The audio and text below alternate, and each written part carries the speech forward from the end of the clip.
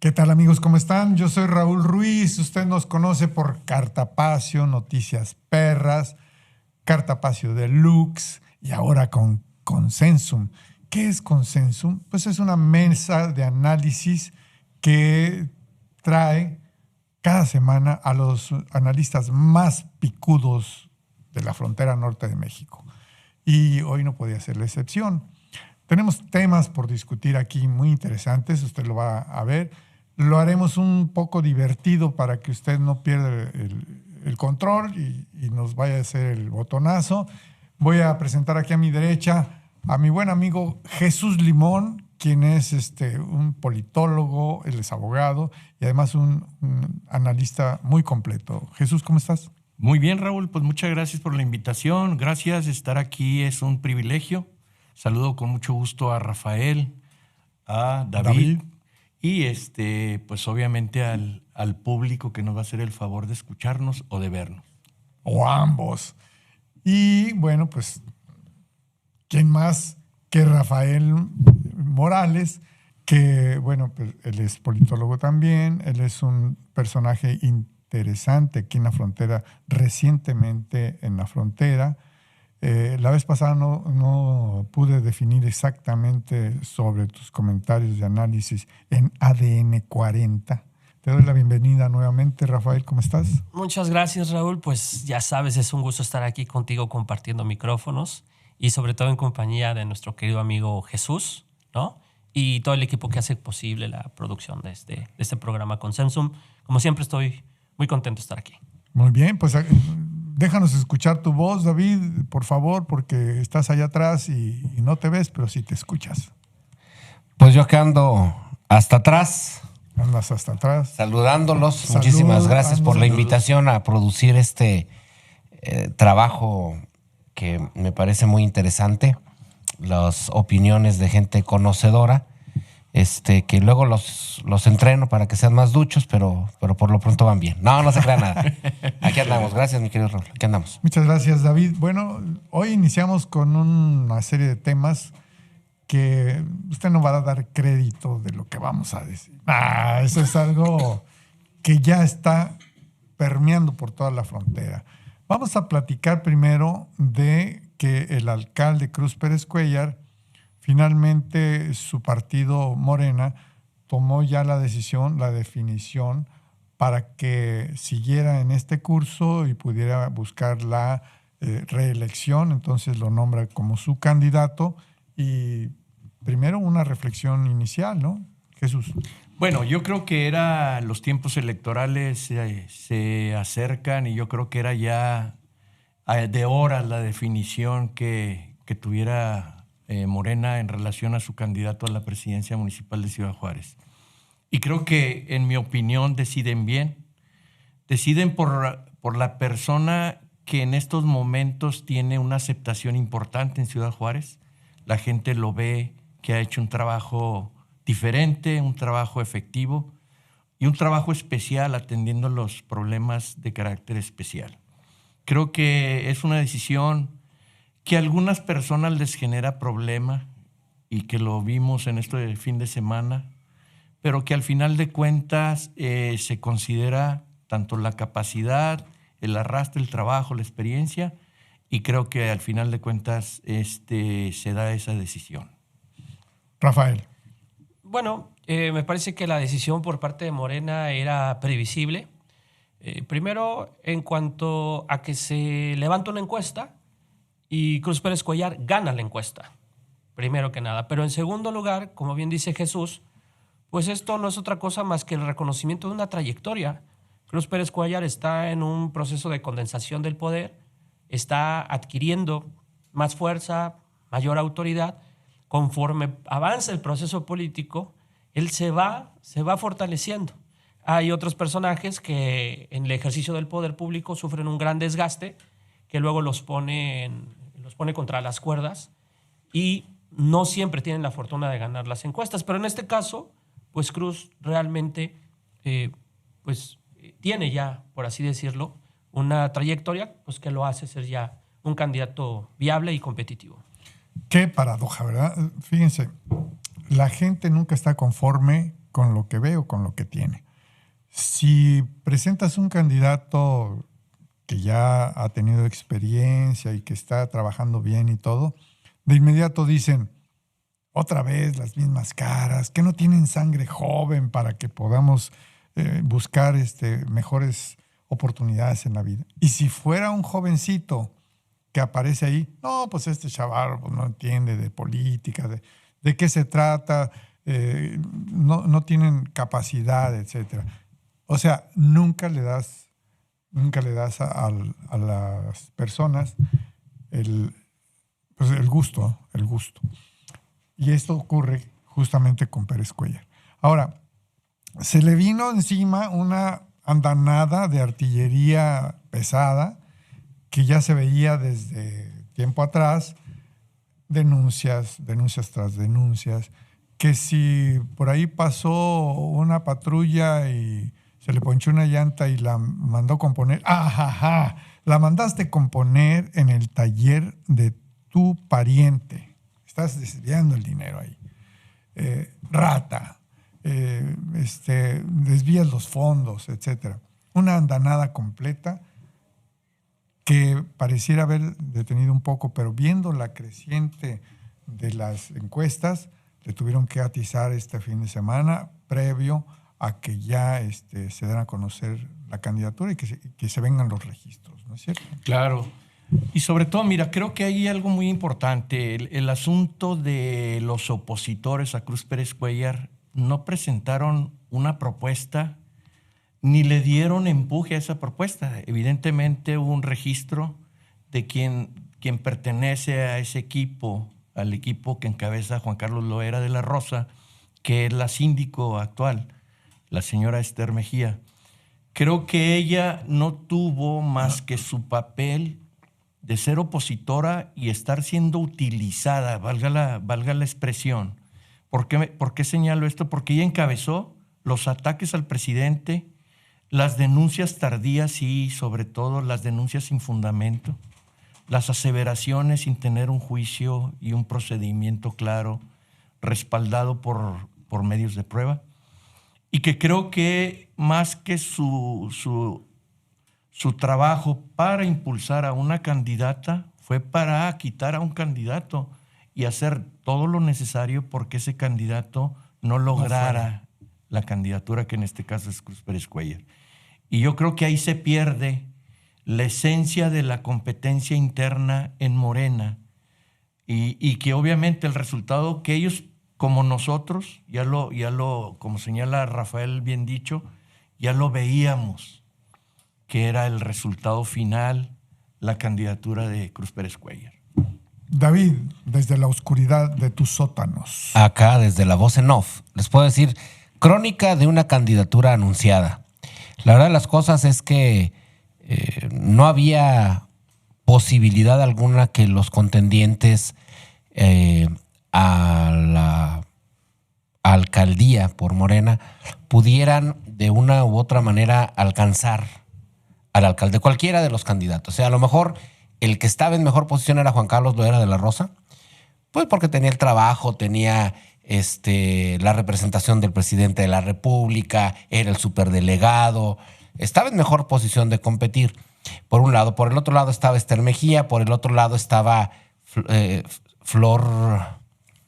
¿Berenguer? No. Es esta persona, casi, de hecho no se oyó, pero se registró Flor... Xochitl. No. Flor Xochitl, sí, ella. Xochitl Flores. Xochitl Flores, eso es.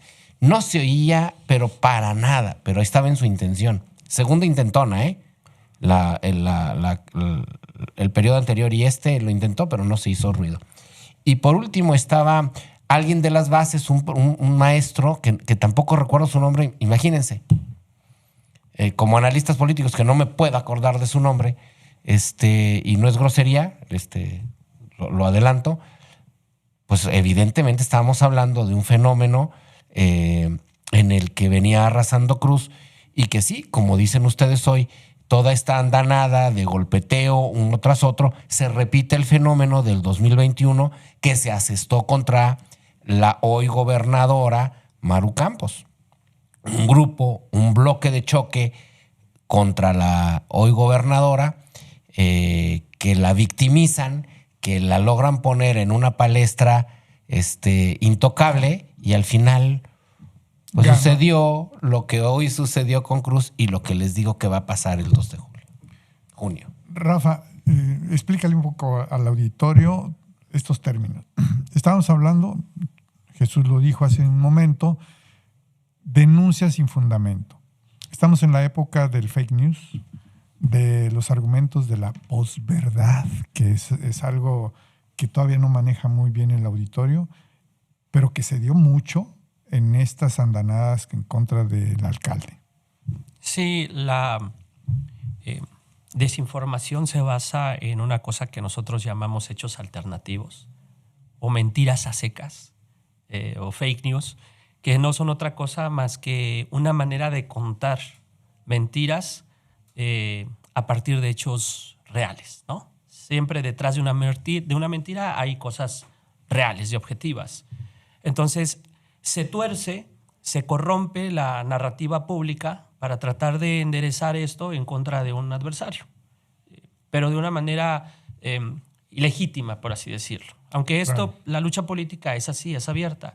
Pero, ¿cuál es el problema con las fake news, con las noticias falsas que se dan en el contexto de la posverdad? ¿Y eso qué significa?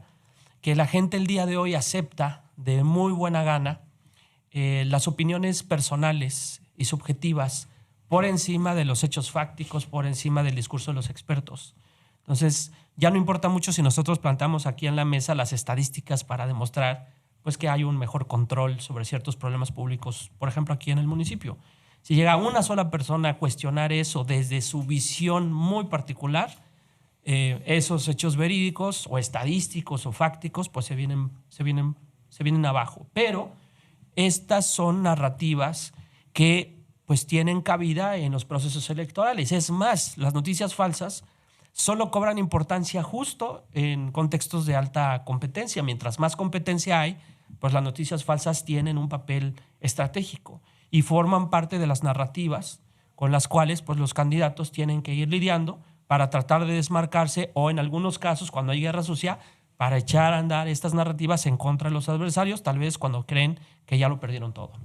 Esto me recuerda, Jesús, en algún momento, hace unas décadas, se escuchaba que los estrategas políticos utilizaban mucho la teoría del rumor. Tú di que la cosa es falsa hasta que no te lo cuestione. Por lo pronto es verdadera. Y dale por ese rumbo. La teoría del rumor era una tesis muy sugestiva para los estrategas. ¿Qué es lo que ahora está diciendo Rafael? Fake news, la teoría de la posverdad, todo ese rumbo que vemos en los medios. Gracias al papá Noam Chomsky. Noam Chomsky. Sí, claro, obviamente. Mira, yo creo que la narrativa que se quiso imponer, no tanto al interior de Morena en su decisión de la candidatura, sino fuera en la sociedad, con estrategias muy obsoletas, los rumores que tú señalas, las actuaciones de ir a tomar edificios públicos, de ir a molestar a vecinos, de manifestarse en donde generara un mayor ruido y fuera más atractivo para los medios de comunicación. Y con ello generar la percepción de la acusación que era meramente una falsedad que se convirtiera en una verdad. Por eso esa estrategia tuvo su último impacto este fin de semana, donde 8 manifestantes fueron detenidos por la policía municipal y puestos a disposición del juez cívico. Entonces, creo que el hecho de señalar serie de actos de corrupción sin probarlos no fue suficiente para influir en la decisión. Y sobre todo me llamó mucho la atención unas declaraciones que hizo el fiscal anticorrupción, el licenciado Abelardo Valenzuela, en el sentido de decir, nosotros tenemos que ser muy serios en tomar 3 aspectos para poder determinar y solicitarle a un juez que gire una orden de aprehensión, que es la presunción de inocencia, los derechos humanos y válgame, se me fue el detalle, presunción de inocencia y los derechos humanos. En este caso no había, y sobre todo el respeto a la secrecía de la acusación y de las pruebas. Debido proceso, ¿no? El debido proceso. Entonces, creo que eso le dio pauta para que se diluyera el reclamo social de estas personas inconformes y que, repito, creo que la estrategia no era impulsar a su candidata, más bien era cruzarse para que Cruz Pérez Cuéllar no fuera. Rafa. Yo tengo algo que decir sobre eso, justo lo que decía Jesús al principio de esta charla, el tema de la decisión interna de Morena, ¿no? Hay un procedimiento, a algunos no les convence, hay una encuesta, pero también hay una valoración política, esa es la realidad. Cuando ustedes tienen un gobernante que está haciendo bien su trabajo, pues es imposible que se le haga a un lado, porque pues eso ya pertenece a un proceso que tendrá que desahogarse. No se puede interrumpir pues un buen gobierno para tratar de darle a otra persona una posición inmerecida, pues que no la ha podido ganar, sobre todo pues con acciones gubernamentales, con una estructura en territorio. Todo eso es lo que ya tiene Cruz Pérez Cuéllar. Entonces creo que por el lado de la decisión de Morena, me parece que ahí había ya, digamos, elementos de sobra para poder acreditar la legitimidad de las aspiraciones del actual presidente municipal. Y hay que decirlo, la ambición por el poder es absolutamente legítima. Si hay un ciudadano en apego a nuestros derechos constitucionales que quiera presentarse de manera frecuente a los procesos electorales, lo puede hacer. Y no puede haber una amonestación moral para decirle a esa persona que es reprobable y que ambicione seguir en el poder. Tenemos que premiar las carreras largas, las carreras políticas largas. Tenemos de fondo la serie de House of Cards. Y en los Estados Unidos las carreras de los legisladores van más allá de los 40 años, pero nadie se escandaliza. Entonces, ¿qué necesitamos a propósito de la decisión de Morena? Premiar las carreras largas, porque necesitamos políticos con mejor experiencia, con una trayectoria más acreditada, que estén en condiciones pues, de hacer frente a los desafíos que tiene la sociedad. Y solo me detengo en el tema del performance de la oposición a Cruz Pérez Cuéllar, porque si nosotros fuéramos expertos o críticos en teatro, pues la verdad es que... El Oscar, bueno. No, sí. El Oscar no. A lo mejor un Ariel tal vez, pero a la peor teatralización. Al peor montaje. Al peor montaje. Me parece que... La peor dirección también. Eligieron el peor guión, la peor estrategia. Cuando un actor político ya hasta está... La locación, etcétera. Me parece que eso ya... ellos mismos yo creo que estaban conscientes de que no les iba a dar el rendimiento electoral que esperaban, porque la decisión de Morena ya estaba muy encaminada. Me parece muy penoso que la oposición tenga que acudir a este tipo de expediente político, caray, en lugar de tener una posición más estratégica, hablando en términos gramscianos, una guerra de posiciones, y no irse a meter a un domicilio particular que me parece verdaderamente grotesco, molestar a personas en su espacio privado. Eso me parece ya que expone de cuerpo entero las limitantes que tiene la oposición para hacer valer sus propuestas en un proceso de competencia como en el que estamos, ¿no? Ahora, fíjate el fenómeno. Por más golpeteo que hay de estos opositores, que son minoría, por más golpeteo que hay por medio de un medio de comunicación y algunos otros corifeos, pese a eso, y que es casi a diario, la ciudadanía opina que eso no es cierto. Ahí vemos las estadísticas que al final vamos a platicar de cómo se percibe hoy en las encuestas, cómo se percibe la figura de Cruz Pérez Cuéllar y su más cercano opositor. Tú querías participar. Yo siempre quiero dar lata, mi querido Raúl. Sí. Sabes que me recuerda mucho, Rafael, de una manera más coloquial, siempre he dicho, zapatero a tus zapatos. Y efectivamente el zapatero hace zapatos y por eso lo premiamos y por eso vamos con él. Los médicos pues se encargan de cuidar a la gente, hacen medicina y por eso vamos y nos atendemos con ellos. Los panaderos hacen pan, algunos otros panaderos hacen política, pero eso es harina de otro costal. Los políticos deben hacer política Y no debiera de espantarnos, como bien dices, Rafael, que los políticos hagan carrera en el ejercicio de la política. Y yo creo que uno de los problemas más graves que tenemos hoy, primero que nada, deben saber que yo creo que el sistema político mexicano, en mi opinión, ya no funciona. El sistema de partidos ya no funciona en México. Se ha corrompido el sistema de partidos. ¿Qué vemos? Pues muchos brincando de un lado a otro, pero sin brincarme para esos otros temas, es que el político debe hacer una carrera de político. Y no debería de espantarnos que el político haga sus haberes personales y sus saberes sociales a raíz de lo que se dedica, porque para eso se dedica la política, ¿verdad? Además del tema social y del beneficio social que entregue.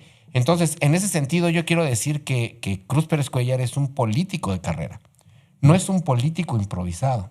Y además trae su equipo. Claro, claro. Y a donde equipo. quiero llegar es que, por como lo quieran ver, todos los políticos tienen un ciclo. Tienen un ciclo en el que nacen, en el que crecen, se desarrollan, aprenden. Tienen momentos en que esas crestas bajan, pero hay momentos en que suben. Y creo yo que los bonos del alcalde están hoy en sus bonos más altos en su carrera política. Sin que quiera decir yo que no haya tenido momentos de éxito, porque los ha tenido en el pasado. También ha tenido sus tropiezos, como todos, pero hoy, ahorita, me parece que está capitalizando por mucho los momentos buenos y malos para saber ejercer su momento político actual. Y lo digo porque no cualquier político puede resistir el golpeteo que ha tenido a lo largo de no días y no semanas, Casi toda su administración se ha visto empañada por golpeteos. Claro, ¿y qué resistencia tiene? Es a lo que me refiero. ¿Cómo cerramos este pequeño capítulo de Consensum? Sobre todo con esto de que, bueno, ya llegó Cruz Pérez Cuéllar, ya va a ser el candidato de Morena. ¿Y cómo queda los adversarios infructuosos en su objetivo? Bien, mira, yo quisiera, haciendo un apunte relacionado con lo que señala David, creo que en Cruz Pérez Cuéllar confluyen varios elementos que son importantes, ¿no? Y obviamente la capacidad, la experiencia, pero uno que se me hace a mí muy, muy importante es el sentido de la oportunidad. Cruz Pérez Cuéllar ha luchado en la adversidad, pero ha aprovechado sus oportunidades. Y cuando ha llegado, ha demostrado eficiencia.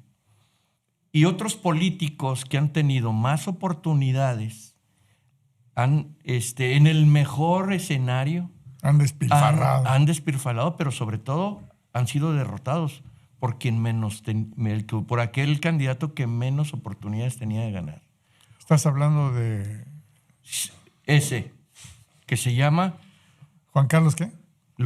¿Qué? ¿Lo era? Ah, lo era. Sí, Lo era. obviamente nosotros vemos en la trayectoria y en la competencia alguien que ha tenido todos los espacios que ahorita bien lo dijo David, las oportunidades que ha tenido, los cargos que ha ejercido, y que sin embargo en su mejor momento político del partido, donde el partido Morena arrasa, pierde Juan Carlos Loera. Y hoy lo intenta de nuevo.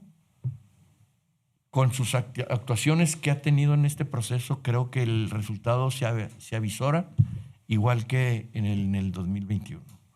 Y bueno, creo que en la próxima elección, en la próxima campaña, creo que Cruz Pérez Cuéllar va a ir a un día de campo. Las encuestas lo dicen, las opiniones de la gente, el trabajo que hay. Y creo que el buen trabajo que ha tenido la administración municipal no debe de suspenderse con la sustitución de un alcalde. Creo que debe de continuar, porque hay cosas muy buenas que otros alcaldes no le entraron en su momento. Y para no alargarme mucho, les voy a mencionar una que a mí se me hace muy interesante. El puente Carlos Villarreal, que poca gente lo ha comentado. En el 2013 yo participé en una reunión con el alcalde de aquel entonces, el licenciado Javier González Moque, que señaló que el puente, con la ayuda de Dios, no había generado una desgracia y que estaba en un riesgo latente. Y después de tantos años, viene el alcalde Pérez Cuéllar y resuelve en pocos el problema. meses, En pocos meses resuelve el problema y lo resuelve bien. Hace una obra buena, de buen diseño, y sobre todo resuelve el problema que los juarenses tuvimos por muchos años ahí. Por el cruce. Por el cruce, exactamente. Entonces, creo que ese tipo de decisiones, ese tipo de visiones le hacen falta a Ciudad Juárez. Muy bien. El tema que sigue, bueno, a los que no son morenazos, no les va a caer muy bien, pero ahorita el tema es este. Ya después retomaremos el otro tema, que es cómo se ven los azules. Claudia Sheinbaum llega el sábado. Va a haber una recepción, digámoslo, un meeting. Ya conoce usted los mítines que han tenido desde entonces las corcholatas. Yo no sé cuánta gente podremos ver en esa ocasión, pero le calculo entre 10, 15 mil personas, porque están en ese momento ya. Claudia Sheinbaum es candidata y me parece que será la primera ocasión, bueno, la segunda, porque la primera es en la Ciudad de México, la segunda ocasión en que ella vaya a algún lugar en especial. Dime, David. Y quiero hacer el comentario a propósito, que será coincidente con el presidente López Obrador, que sea Ciudad Juárez, el lugar donde arranca oficialmente las visitas fuera de la Ciudad de México. Rafael, platícanos un poco de tu visión sobre el próximo sábado que va a estar aquí Claudia Sheinbaum. ¿Coincides conmigo en que va a ser multitudinario? Sí, va a ser multitudinario y va a confirmar la vocación estratégica que tiene Ciudad Juárez en el espectro nacional, digamos, ¿no? Esta será la segunda ocasión donde un candidato presidencial decida iniciar aquí. Bueno, Claudia sería la segunda fecha, la primera va a ser en Ciudad de México, pero la segunda jornada pues va a ser aquí en Ciudad Juárez. Entonces, eso coloca a Juárez en una posición inmejorable. Es decir, es un territorio, es una ciudad que a la vista de los temas nacionales pues es, digamos, muy representativa de todo aquello que se quiere atender, ¿no?, en el futuro, en los programas de gobierno. Así que Claudia Sheinbaum viene a darle el espaldarazo a ni más ni menos pues, que al grupo político dominante en el Estado. Esto va a catapultar no solamente al propio Cruz Pérez Cuéllar, sino al hermano Alejandro, que va a buscar la Diputación por el Distrito Federal 4, una posición pues muy codiciada, muy competida, pero con la presencia nacional de la doctora Claudia Sheinbaum, pues bueno, la verdad es que este grupo pues va a tener, digamos, un cauce, digamos, inmejorable, ¿no? Que ni siquiera estaba como previsto. Entonces va a ser muy contundente y esto sin duda va a contribuir a, digamos, a una competencia muy exitosa, yo creo, desde mi punto de vista, para este grupo político. ¿Tú qué opinas? Bueno, yo creo que el hecho de haber decidido en su segundo día de campaña visitar Ciudad Juárez ya habla mucho de Ciudad Juárez. Así es. Pero también de la visión de la doctora Claudia Sheinbaum, porque evidentemente los datos que tiene de Ciudad Juárez son importantes. Es una ciudad muy política, con una competencia política seria, firme, que le ha dado pues a los espacios de poder gente muy valiosa.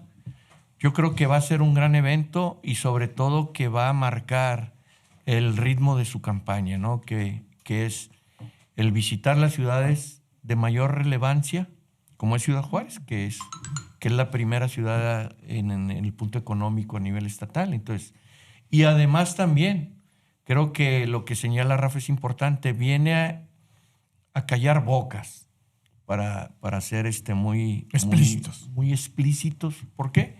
porque la temática que se manejó fue de que había un rechazo en la Ciudad de México en la campaña de la doctora hacia el alcalde Cruz Pérez Cuéllar, y creo que el primer mensaje que manda es seleccionar a Ciudad Juárez para venir a la campaña de inicio.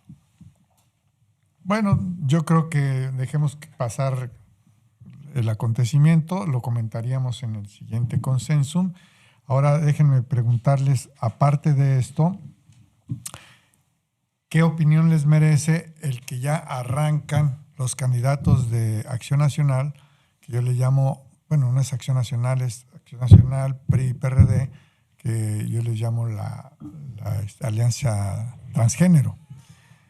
Se acaban de dar a conocer ya la candidatura para la senaduría, que la conforman la pareja de Mario Vázquez y esta Daniela Álvarez, pero la novedad es que ¿cómo se llama? La suplente viene siendo Adriana Fuentes, priista. Yo quiero hacer una aclaración antes de que se nos ofenda la gente del PRI-PAN-PRD. A ver. Es que si han leído las columnas de Raúl Ruiz, que se llama Cartapacio, les llama la alianza transgénero, porque empezó llamándole la alianza multicolor. Sí. De ahí salió el tema. Pero no más haciendo el claro, porque sí, ya hubo alguien que me comentó que qué rollo con eso, pero... Bueno, pues si se ofenden, ni modo.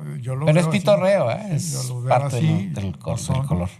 No son ni de un género ni del otro, se complementan y luego resulta que uno no sabe ni qué son. Lo que sí veo, y eso me lo han dicho militantes de ambos partidos, el PRD no, porque no hay gente. No hay gente ahí. ¿El qué? El PRD. El perderé, le decía. Ah, el perderé. Pero los priistas, amigos de la militancia, dicen, yo por el PAN, por el candidato del PAN, yo no voy a votar. Ni yo, ni mi familia, que somos priistas de hueso colorado. Y los panistas igual. Si sale el candidato Serrano, que es priista, nosotros no vamos a votar.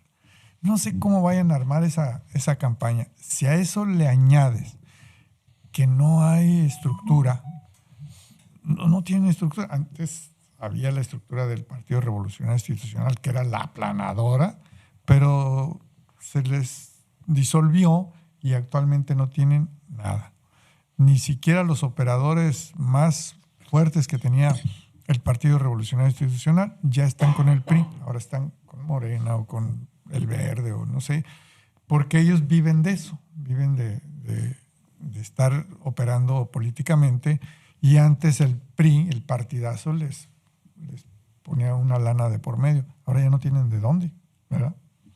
Entonces, ¿cómo ven esto de que ya arrancaron los panistas, llamémosle los panistas para que no se nos ofendan, con Loya al frente? Sí, arranca la competencia por diputaciones federales a partir del primer minuto del 1 de marzo. Y ahí, ese es un plano, digamos, es una capa de la competencia. Vamos a ver aquí una disputa por 4 distritos federales, donde, la verdad es que los candidatos que ya están como titulares, al menos en 3 distritos de ellos, son candidatos muy fuertes. Tenemos, por ejemplo, a Lilia Aguilar, que va por la reelección. Tenemos a Maite Vargas, que también va por la reelección. Y ahora con el caso de Alejandro Pérez Cuéllar. Entonces, se antoja difícil que se pierdan al menos 3 distritos de los que ya, digamos, están por la reelección. Y lo que está por verse... Pero también está Daniel en el 2. Está Daniel Murguía... En el 1. En el 1. Entonces, ahí la verdad es que va a haber poca competencia. Tal vez lo más espectacular que veamos sea en el Distrito Federal 4. Y luego, entrará la competencia, pero ya hacia el 25 de abril, la competencia entre candidatos a la presidencia municipal. La verdad es que falta tiempo para eso, pero ya están perfilados los 2 contendientes.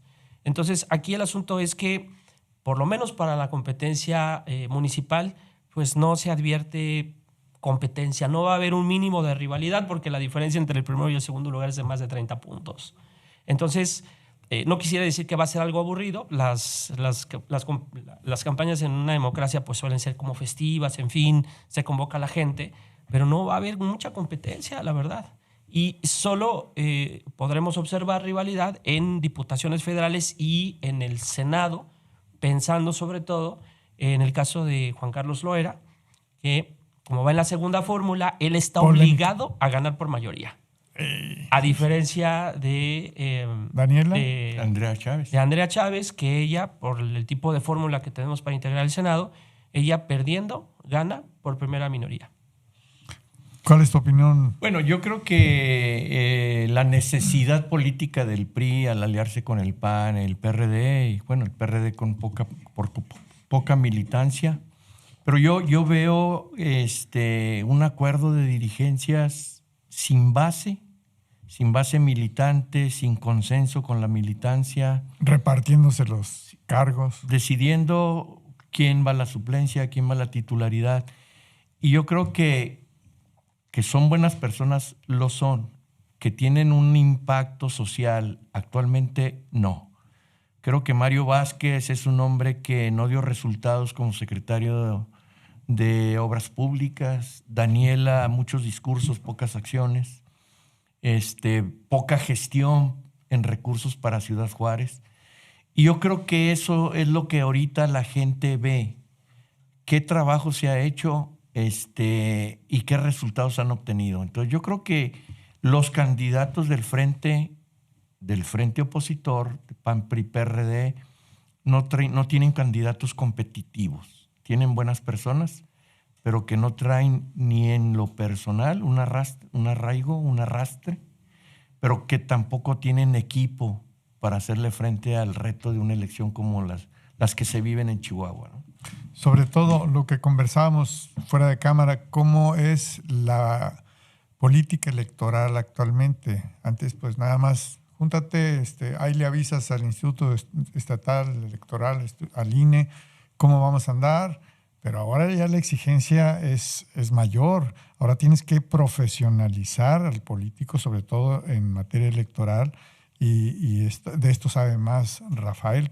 Explica un poquito cómo se hace este trabajo. Sí, las campañas el día de hoy están profesionalizadas y eso significa que se demanda de la participación de expertos en distintas áreas.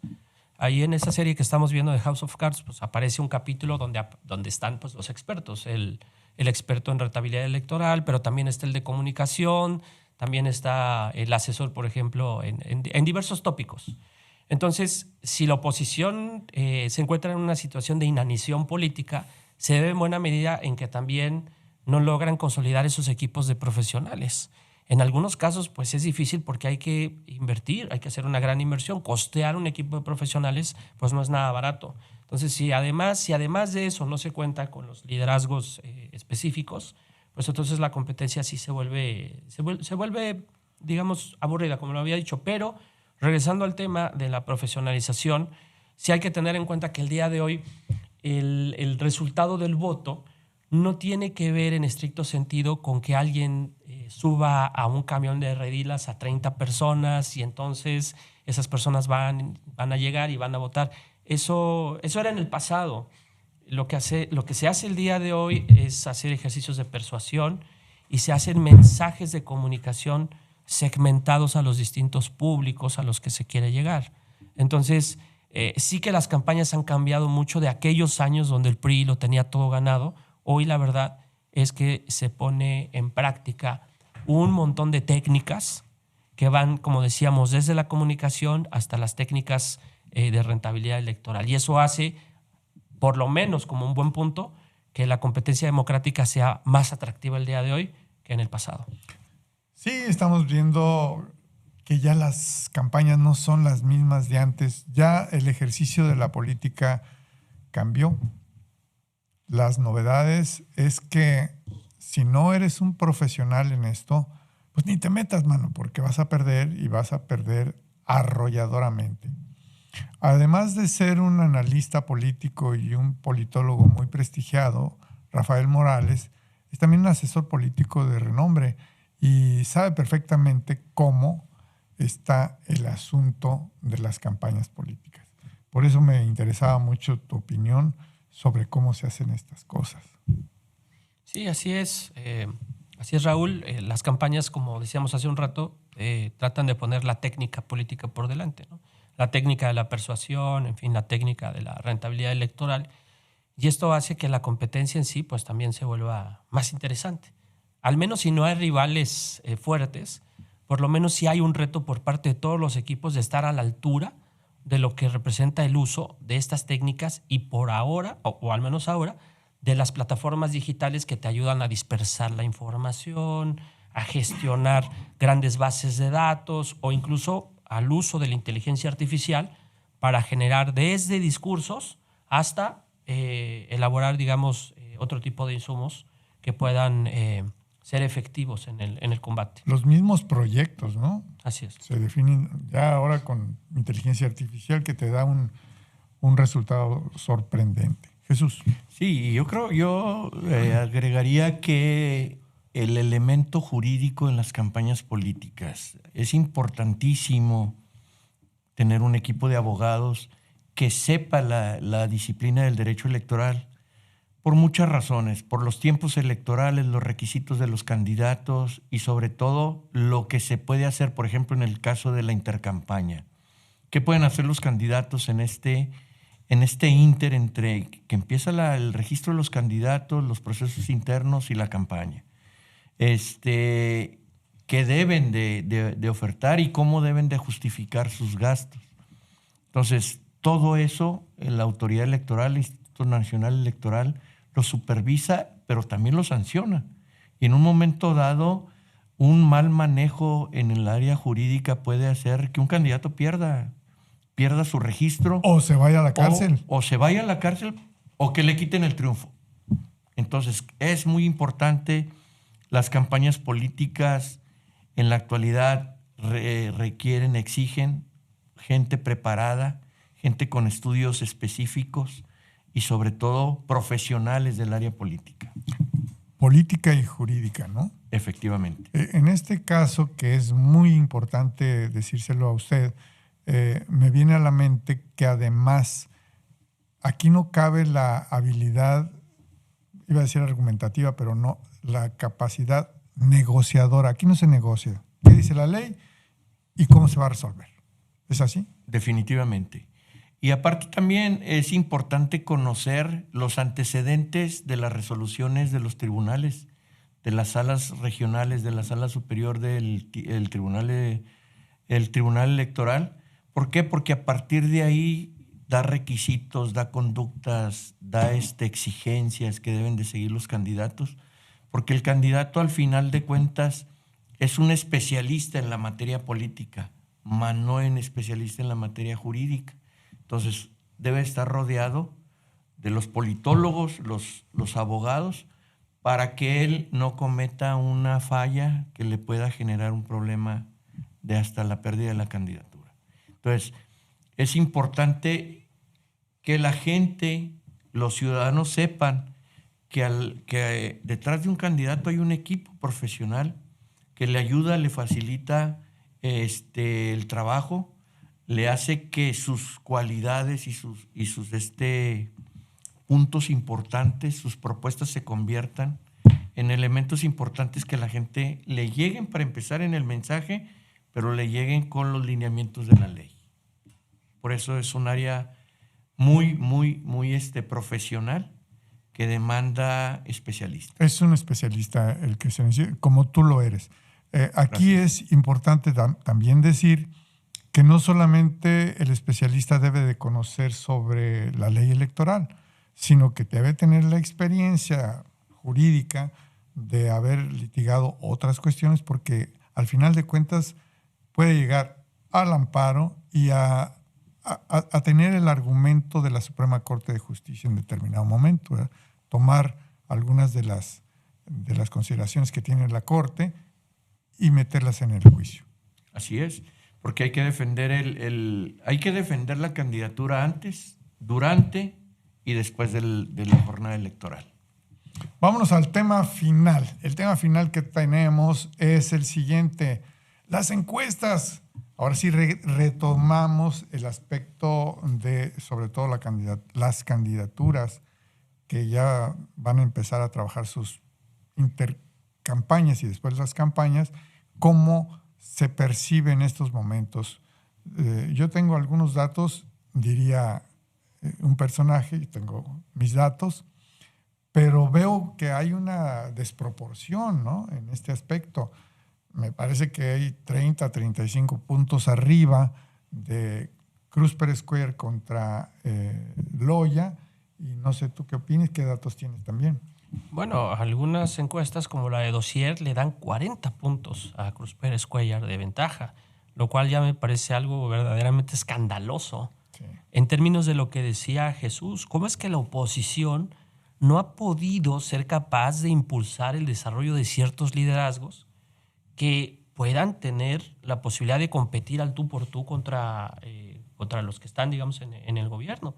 Me parece dramático, porque al final del día, si a la gente no se le dan dos opciones que sean francamente opuestas, pues la gente pues ya no entiende entonces para qué hacer la democracia si al final no hay contra quién rivalizar, no hay contra quién contraponer las propuestas, ¿no? Entonces aquí el tema de las encuestas es muy importante. Primero, por lo que podríamos llamar los principios. Algo que don Carlos Castillo Peraza siempre ponía por delante. Decía, los principios son muy importantes porque empezamos por lo primero, ¿no? Por lo sustantivo. Y en este caso, usamos las encuestas en un contexto democrático porque partimos de la idea de que el gobierno debe de considerar la opinión del pueblo. Ese es el fundamento por el cual usamos las encuestas, ¿no? Hay un fundamento, hay una legitimidad de por qué hay que considerar el parecer de las personas. Y luego, por otro lado, con el paso de los años, las encuestas se convirtieron en instrumentos cada vez más precisos. Entonces, cuando hacemos un levantamiento demoscópico, pues podemos tener con toda la certeza la impresión, vamos a decirlo así, individual de cada uno de nosotros, pero que en el agregado nos da ya, digamos, la imagen general de lo que pasa previsiblemente por la cabeza de la gente un día X de la semana. Entonces, con esa certeza es que nosotros podemos presentar a la mesa unos datos para tener una estimación de lo que podría previsiblemente pasar en el caso de que hoy fueran las elecciones. Hasta ahí creo que no debe haber ninguna duda. El problema es que a veces se piensa que las encuestas son una especie como de caja futurista que nos van a decir cuál va a ser el resultado de la elección. Y eso no es posible. Pero hay muchos instrumentos dentro del marketing político, sí, que se utilizan. Tú los has utilizado, pues, las encuestas, las, sí, estadísticas, sí, los sondeos de opinión, qué sé yo, los focus group, hacer todo ese trabajo. Sí. Los especialistas en esto ya brincaron a algo que se llama politing en lugar de marketing. Y es juntar, además de esto, la opinión de la ciudadanía, la opinión de la gente, para unirlo con todos estos instrumentos. ¿No se te hace demasiado ocioso que los equipos, si es que los tiene el alcalde, por ejemplo, para hacer este tipo de trabajo, como decir, pues es que si ya están los resultados, hombre, no, hay que hacerlos de todas maneras? Que no los haga su oposición es otra cosa, ¿no es así? Sí, es así. Todos los días vemos la incorporación de nuevas técnicas para hacer estimaciones. Las encuestas nos dan apenas un retrato, pero siempre tienen la desventaja de presentar la competencia como una carrera de caballos. ¿Quién va adelante y quién va atrás? Y el asunto es que eso deriva en una narrativa que deja afuera a los otros contendientes. Aquí en Juárez, bueno, no hay problema, sabemos que hay dos bandos, pero en contextos donde hay multipartidismo, las encuestas solo dejan ver a los punteros y entonces la ciudadanía deja de percibir la propuesta de los partidos minoritarios. Entonces hay una narrativa que la propia encuesta detona que impide ver todo el mapa en su conjunto, como si lo único que importara en una competencia fuera quién va adelante y quién va atrás. Pero tenemos un montón de información que las encuestas nos puede dar. La percepción que tiene la gente sobre la eficacia política de un gobernante, sus atributos personales, si consideran que es o no creíble lo que él propone, si la gente está conforme con lo que prometió, digamos, el viejo candidato frente a lo que está haciendo ahora. Es decir, si se cumplieron las expectativas Y desgraciadamente, pues toda esta información pues no circula porque siempre nos quedamos con la idea de quién va adelante y quién va atrás. Y, como decíamos hace un momento, se incorporan nuevas técnicas que nos ayudan, por ejemplo, a crear escenarios electorales. Nosotros podemos hacer estimaciones estadísticas para prever algunos escenarios y sabemos que podemos llegar a estimaciones más o menos precisas. Yo hice un ejercicio en 2021 para establecer lo que sería la votación real de la elección de Cruz Pérez Cuéllar y estuve a 3 puntos de acertar al resultado exacto. Fue una estimación estadística que hice y bueno, eso demuestra que no todo tiene que ver con las encuestas. Claro. Porque las encuestas nos dan porcentajes. La ciencia de la prospectiva. Exactamente, es la ciencia de la prospectiva. La encuesta nos da un porcentaje, pero la prospectiva nos puede ayudar a tener la cifra exacta de la votación. Exacto. Entonces, en esas estamos. No hay mucho tampoco para dónde hacerse. Han salido, digamos, algunas plataformas novedosas como tableros de estimación, etcétera. Pero al final de cuentas, el ejercicio es en esencia el mismo, ¿no? De tratar de advertir cuáles son las tendencias y si estas tendencias ya son, digamos, inamovibles. ¿Con qué cerrarías tú? Bueno, yo creo que es importante considerar que la encuesta en sus orígenes fue para ajustar las estrategias de campaña. Posteriormente se hicieron como instrumentos de promoción, pero que al final de cuentas todos los equipos de campaña revisan las encuestas diariamente porque esa es la voz de la gente, ese es el reclamo de la gente o ese es el sentir de la gente. Creo que es una herramienta muy importante para tener el pulso de la ciudadanía, porque al final de cuentas una campaña no es la ocurrencia del candidato o de su coordinador de campaña, es la suma de encuestas, de estudios de opinión, de focus group y todo lo que tiene que ver con la ciudadanía. Por eso son importantes, porque se palpa el pulso de quién va a ir a votar el día de la elección. Entonces, creo que estas herramientas deben de ser muy precisas en las decisiones electorales, en las decisiones de los cuartos de guerra.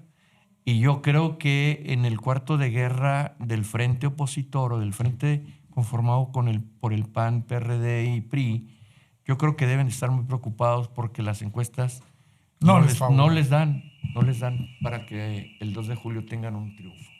¿Con qué cerramos, mi querido David, desde las catacumbas?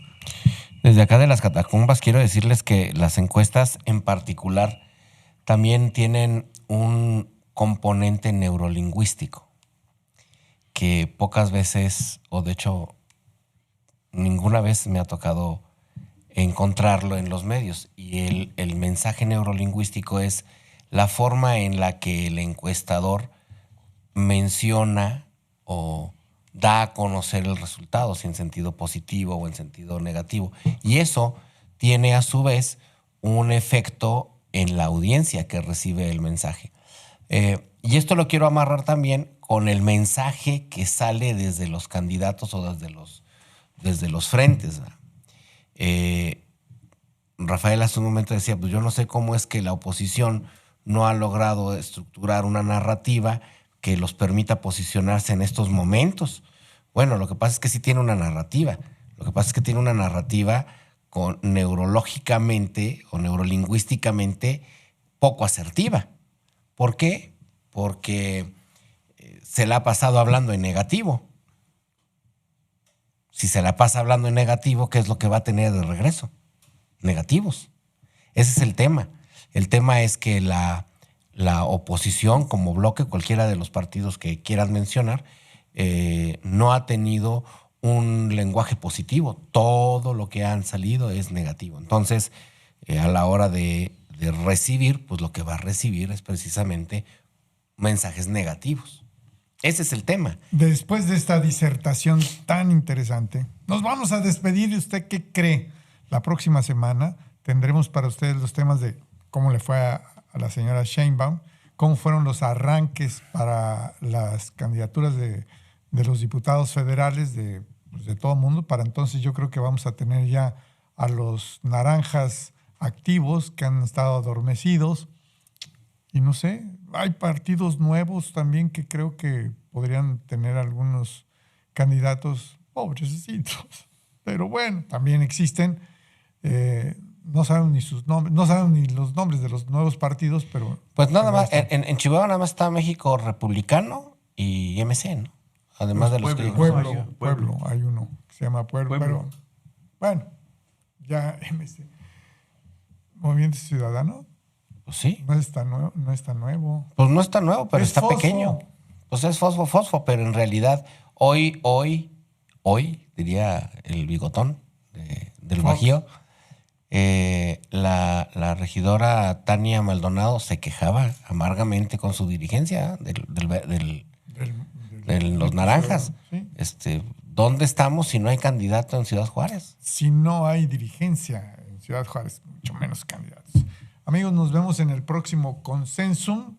Los participantes, no vamos a tener a Rafa en esta ocasión porque va a volar a Europa en calidad de estudio, va a estar ausente una semana, entonces vamos a tener a otro de los participantes que tenemos en el bullpen calentando el brazo. Muchas gracias, Jesús. Al contrario, gracias a ti, Raúl. Saludos a todos, Rafa. Saludos, David. Y saludo al auditorio, por supuesto. Gracias, Rafael. Raúl, como siempre, un gusto. Jesús, gracias. Y gracias también a David por sus comentarios tan puntuales. Mi brother, muchas gracias desde los orificios del Averno, donde estás ubicado.